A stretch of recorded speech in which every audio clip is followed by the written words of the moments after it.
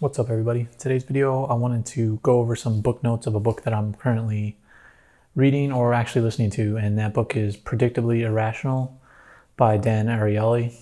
Fortunately, I don't have the book because I have been listening to it on audio tape, and I'm listening to it through the Hoopla app, and I'm able to access that app through my library, Austin Library, in Austin, Texas. So let me go over my notes. And this is my first set of notes for this book. I'm more than halfway through the book on audio tape. So let's go through those notes. First, let's talk about the author a little bit. It's Dan Ariely, and he's a professor at MIT that does research. And he's actually a behavioral economist. And that's different than a normal economist. And that's kind of what this book is about. This book is about, it relates to economics, but normal economics, there's always, if you took economics in college, everything in economics is based on human beings being rational. That no matter what, like the basis for economics is always being rational. And the title of this book is Predictably Irrational, which kind of gives away what the book is going to be about, is humans being irrational. And as you go through this book, you figure out that we act rationally in so many ways. And that's kind of why I wanted to read this book, because, well, I like self-help, but I've also been looking a lot into our thought processes, hypnosis and things like that. Like all these little things, the subconscious mind, the dark side of our minds, all the things that in our lives that drive us, our subconscious, that we don't even think about and we don't even consider in our day-to-day decisions, but it drives us anyway. And I was reading summaries on the audiobook app, and this one seemed really cool. And it was written like 11 years ago, so it's kind of funny to listen to some of it, and it predicts how the world's going to be. Because if you understand how we act irrationally, then you kind of see the roadmap for large companies being able to market to us and the marketing strategy they used on us. So with that, I'll get into my notes. And as I said before, the main theme of this book, the first note I have here, is that we're all irrational. That's the main theme of this book, no matter what. It's like taking traditional economics and flipping it on its head. Like, that we're all going to act rationally when we buy something, and this book shows how we don't. And the first thing in this book really flips our rational thinking on its head, and it's this theory of relativity, not necessarily physics, but in economics. And it's that as humans, we didn't come up in this world, and we didn't evolve to be master value judges or learn what the value of something is, or be able to tell what the price of something is. There hasn't been price since the beginning of time. So we're not very good at judging what price is without something relative. And the relativity example he gives here is like an online magazine where you can get the online edition for one price, the print edition for a higher price, and then the online and print for the exact same amount as the print edition. And it doesn't make sense because the print edition is the exact same price as the online and print edition, but it makes you think that the online and print together is like this huge value. And it's just because they're relatively, like, the online version is cheaper and the print version is the exact same price. So this is actually a really good value. And we're not able to ascertain value on our own. We have to have things that are comparable. Like another example he gives here is a restaurant. So restaurants can actually sell more of higher priced items if they actually have a higher price item that's higher than all the rest of the prices, like a most expensive item, and people don't even have to buy it. And he also gives other examples of companies who try to sell a new product, and they'll just put an extremely expensive product out there to compete with that product, just so people get used to the price. Because we don't understand the value of something unless there's something to compare it to with another price.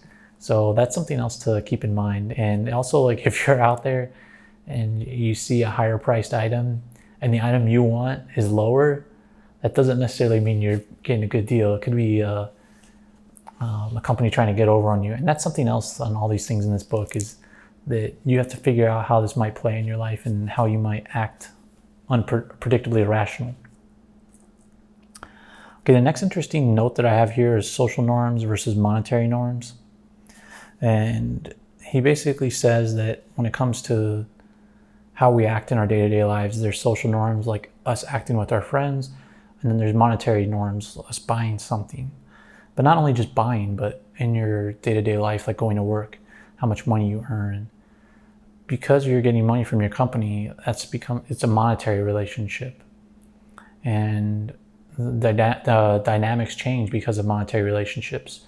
So he says people will, if you're gonna ask your friend to move, don't offer to give them money, because they'll kind of assign value to your relationship, and your relationship will always be in a monetary relationship, and it's hard for human beings for us to come out of that. So that was something very unique that I learned from this book. And also another interesting thing was work. So we're all used to getting paid for work. That's why we go to work, right? But he's like, people do a worse job when they get paid for something. If you pay somebody very little or nothing and then ask them to do it as a favor, they do a way better job. And also, like, if people do something they truly love, then they'll do a way better job. So, and he said that society is probably better off if we all do a mixture of social norms and monetary norms, but like a higher tendency towards social norms.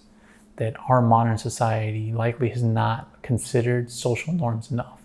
And I agree with this, especially with regards to work. There needs to be more social norms than monetary norms. And something else to keep in mind in this area is that companies, they try and use this against us by trying to be our friends and trying to pretend like they're our friends in advertising. But he also said that they have to be careful, because if they do a random expense or a random price increase, we get really offended. For example, like airlines, if they charge us, like keep charging us for luggage, then we get really offended and really shocked. And all these companies that just add on little fees as they go, it kind of destroys that friend relationship if they built it up in other ways.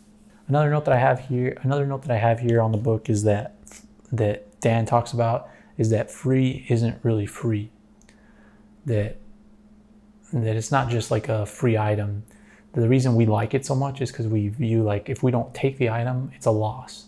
So it's in our mind, humans are always going to take something free, because like we have such aversion to loss. Even if the item doesn't really have a high value to us, people always love free.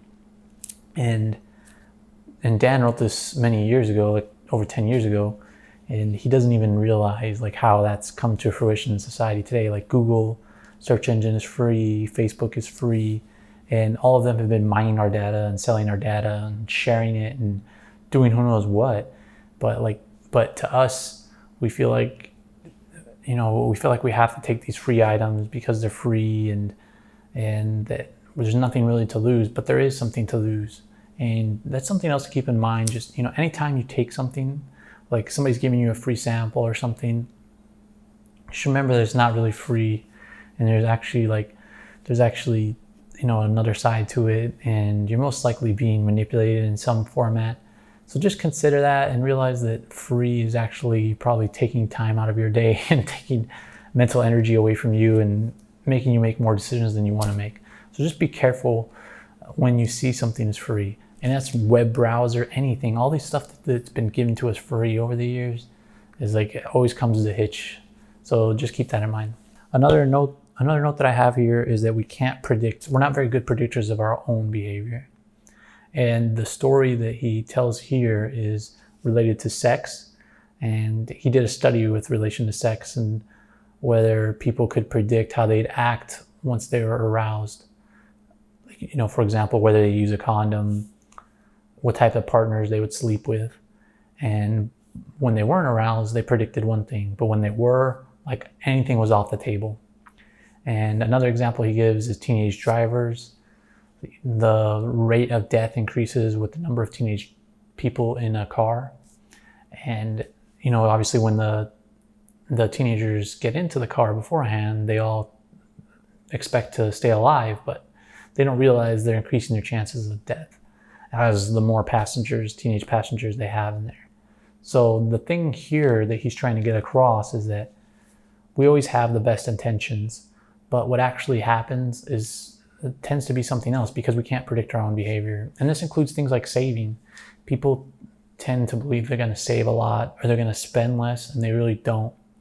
And one of the ways he tells people to curb this is if there was a credit card out there that sort of locked you out from spending it once you went over a budget. But the thing to keep in mind here is that we're not good at predictors of our own behavior. We always think we're going to do better than we're going to do. So it's just prepare yourself for that. Know that that's your shortfall. And I'm sure you've experienced it in your own life. I've experienced it in mine. But it's just know that you always have the brightest idea. And just from other self-help books that I read, I would, we only have a certain amount of willpower. So like leave all your biggest decisions till like earlier in the day or the time of the day where you have the most willpower, and you'll be able to overcome this type of stuff or at least curb some of it. And also like for sexual things, like he was saying, like no matter what your intentions are, always like take condoms with you, because if you have to go out and get them or anything like that, then good things are likely not to happen. And it's just like plan ahead for the most dangerous things or for the times you're going to spend money. And so like we're not good predictors of our own behavior. And the last note I have on this first half of the book that I read is the cost of ownership. Dan talks about the cost of ownership and like how we value our own ownership way more than other people.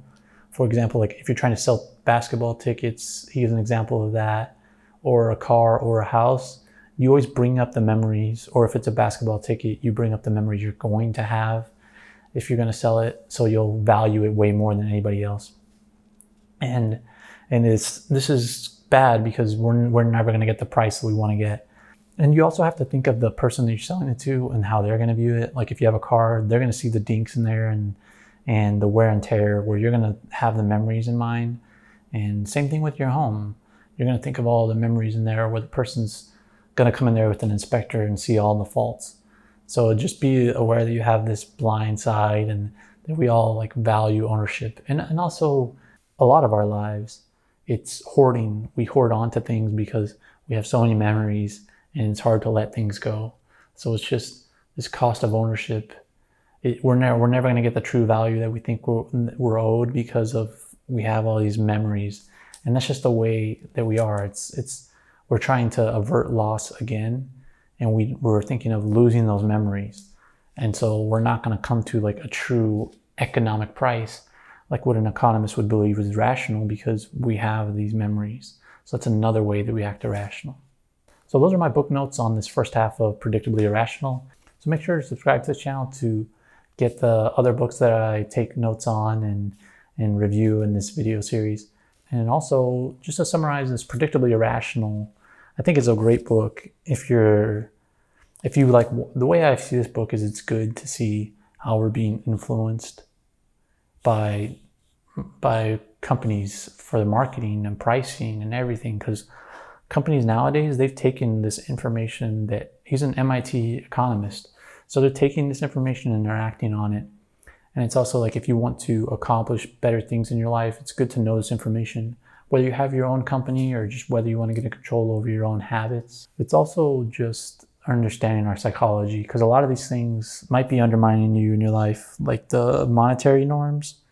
You might be ruining relationships by like thinking you always have to give money to people for things or give a monetary gift. Do things more of favors and exchange favors. And if you have good friends, make sure to only do social favors and not monetary favors, because you might ruin the relationship. Other things like that, and then things in the moment that you're not able to predict. Realize that you're not good at predicting your behavior and act on that. So there's a lot of good self-help stuff in this book. And I'll be continuing to provide notes on this, so make sure to subscribe.